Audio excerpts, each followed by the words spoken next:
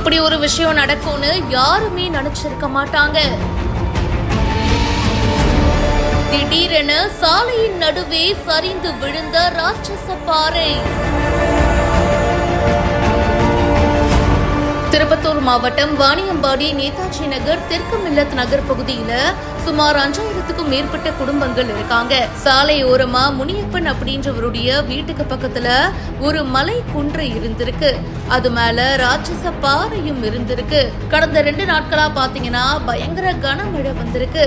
இதன் காரணமா ராட்சச பாறை சரிந்து நடு ரோட்ல விழுந்திருக்கு. இரவு நேரத்துல இந்த சம்பவம் நடந்திருக்கு. சாலையுடைய இருபுறமும் வீடுகள் இருந்தாலும் நல்ல வேளையா உயிர் சேதம் எதுவும் ஏற்படல. நடு ரோட்ல இந்த பாறை சரிந்து விழுந்து நின்னு இருக்கு. இந்த சம்பவம் நேத்து நடந்திருக்கு. கவர்மெண்ட் சார்பில் இந்த பாறைய ரோட்ல இருந்து அகற்றி இருக்காங்க.